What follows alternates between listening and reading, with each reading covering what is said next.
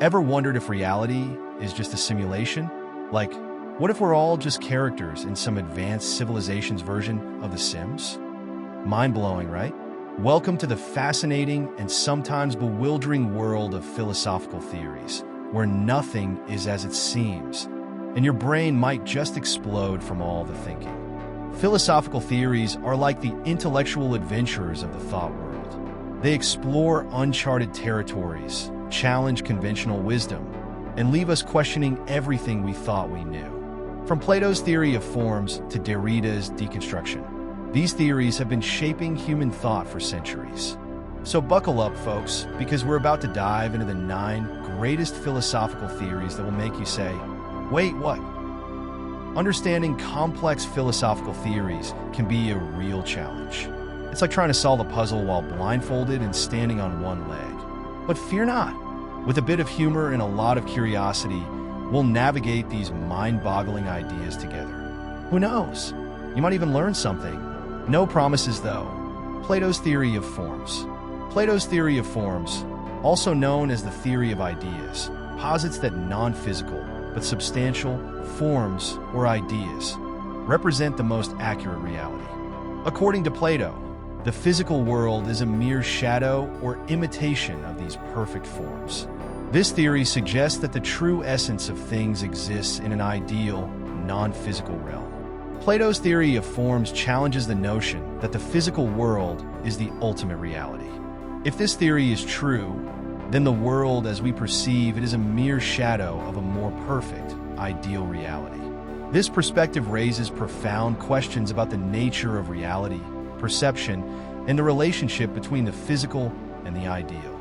In his work, The Republic, Plato writes, "The objects of knowledge not only receive from the presence of the good their being known, but their very existence and essence is derived to them from it.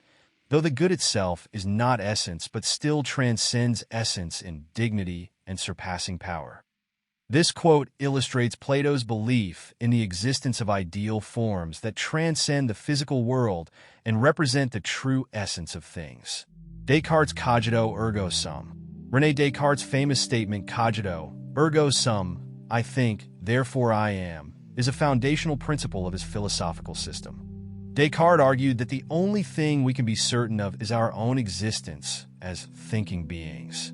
This theory posits that the act of doubting one's own existence is itself proof of existence. Descartes' cogito ergo sum challenges the notion that we can be certain of anything beyond our own existence as thinking beings.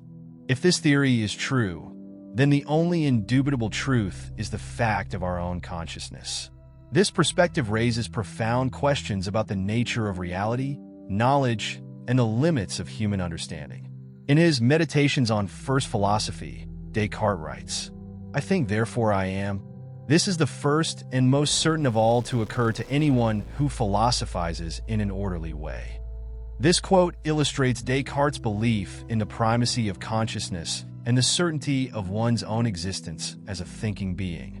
Nietzsche's nihilism. Friedrich Nietzsche's concept of nihilism posits that traditional values, morals, and beliefs are baseless and lack inherent meaning. Nihilism suggests that the world is devoid of objective meaning or purpose, and that individuals must create their own values and meaning in life. Nietzsche's nihilism challenges the notion of objective, universal values and morals. If this theory is true, then individuals must confront the absence of inherent meaning and purpose in life and create their own values and meaning. This perspective raises profound questions about the nature of morality, ethics, and the human condition. In his work, Thus Spoke Zarathustra, Nietzsche writes, "God is dead, God remains dead, and we have killed him. How shall we comfort ourselves, the murderers of all murderers? What was holiest and mightiest of all that the world has yet owned has bled to death under our knives. Who will wipe this blood off us? What water is there for us to clean ourselves? What festivals of atonement? What sacred games shall we have to invent? Is not the greatness of this deed too great for us? Must we ourselves not become gods simply to appear worthy of it?" This quote illustrates Nietzsche's belief in the death of traditional values and the need for individuals to create their own meaning and purpose in life. Kant's categorical imperative. Immanuel Kant's categorical imperative is a foundational principle of his moral philosophy. It posits that individuals should act only in ways that they could rationally will to become universal laws. This theory suggests that moral actions are those that can be universally applied and are not based on personal desires or inclinations. Kant's categorical imperative challenges the notion of subjective, personal morality. If this theory is true, then moral actions are those that can be universally applied and are not based on personal desires or inclinations. This perspective raises profound questions about the nature of morality, ethics, and the basis for moral decision-making. In his work Groundwork of the Metaphysics of Morals, Kant writes, "Act only according to that maxim whereby you can, at the same time, will that it should become a universal law." This quote illustrates Kant's belief in the importance of universal, rational moral principles that transcend personal desires and inclinations. Sartre's existentialism. Jean-Paul Sartre's existentialism is a philosophical movement that emphasizes individual existence, freedom, and choice. It posits that humans are thrown into a meaningless universe and must create their own meaning and purpose in life. Sartre argued that individuals are condemned to be free and must confront the anxiety and absurdity of a meaningless universe. Sartre's existentialism challenges the notion of predetermined meaning and purpose in life. If this theory is true, then individuals are responsible for their own existence and must create their own meaning and purpose. This perspective raises profound questions about the nature of freedom, responsibility, and the human condition. In his work Being and Nothingness, Sartre writes, "Man is condemned to be free, because once thrown into the world, he is responsible for everything he does. It is up to you to give life a meaning." This quote illustrates Sartre's belief in the importance of personal responsibility and the need for individuals to create their own meaning and purpose in life. Russell's logical atomism. Bertrand Russell's logical atomism is a philosophical theory that posits that the world is composed of simple, indivisible facts that combine to form complex, composite facts. This theory suggests that the structure of the world can be understood through the analysis of these simple, atomic facts. Russell's logical atomism challenges the notion of a holistic, interconnected reality. If this theory is true, then the world is composed of simple, indivisible facts that combine to form complex, composite facts. This perspective raises profound questions about the nature of reality, knowledge, and the structure of the universe. In his work The Philosophy of Logical Atomism, Russell writes, "The world consists of a number of particulars, and their qualities and relations.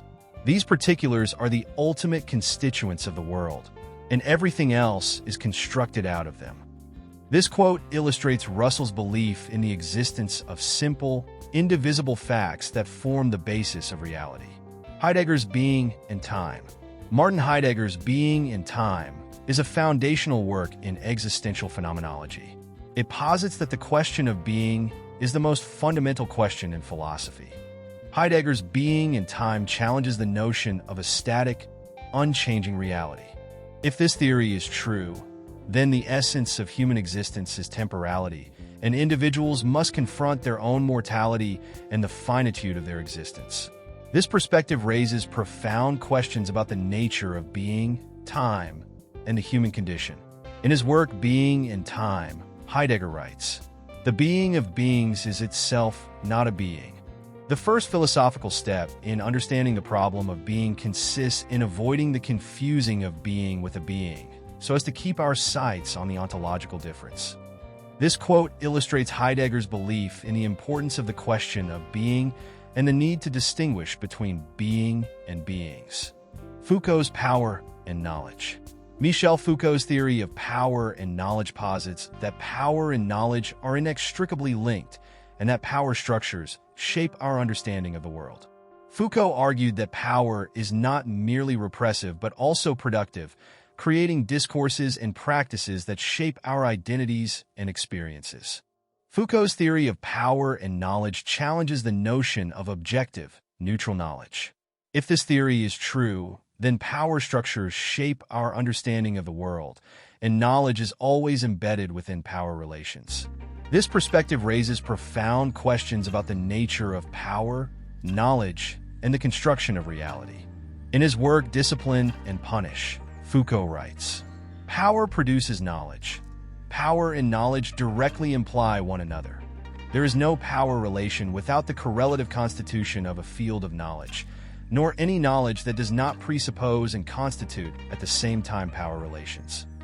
This quote illustrates Foucault's belief in the inextricable link between power and knowledge and the productive nature of power. Derrida's deconstruction. Jacques Derrida's deconstruction is a philosophical theory that challenges the notion of fixed, stable meanings and structures. Deconstruction posits that meaning is always deferred, and that texts and discourses are inherently unstable and open to multiple interpretations. This theory suggests that the binary oppositions and hierarchies that structure our understanding of the world are always already undermined by their own internal contradictions. In his work of Grammatology, Derrida writes, "There is nothing outside of the text. There is no outside text. This does not mean that all reference are suspended, denied, or enclosed in a book, as people have claimed, or have been naive enough to believe and to have accused me of believing. But it does mean that every referent, all reality has the structure of a differential trace, and that one cannot refer to this real except in an interpretive experience." This quote illustrates Derrida's belief in the instability of meaning and the inherent openness of texts and discourses to multiple interpretations. Among the philosophical theories discussed, the simulation hypothesis stands out as one of the most controversial and surprising. This theory challenges conventional thinking by suggesting that our reality is a simulated universe created by an advanced civilization. The implications of this hypothesis are staggering, as it raises profound questions about the nature of reality, consciousness, and the purpose of existence. The simulation hypothesis has gained significant attention in popular culture, particularly through the film The Matrix. In this science fiction classic, the protagonist Neo discovers that the world as he knows it is a computer-generated simulation created by sentient machines. This revelation challenges his understanding of reality and leads him on a quest to free humanity from the simulation. The film's exploration of the simulation hypothesis has resonated with audiences, sparking discussions and debates about the nature of reality and the possibility of living in a simulated universe. The Matrix serves as a powerful illustration of the philosophical implications of the simulation hypothesis, highlighting the potential for this theory to challenge our understanding of existence. While the simulation hypothesis is intriguing, it is not without its critics. Some argue that the hypothesis is unfalsifiable, meaning that it cannot be proven or disproven through empirical evidence.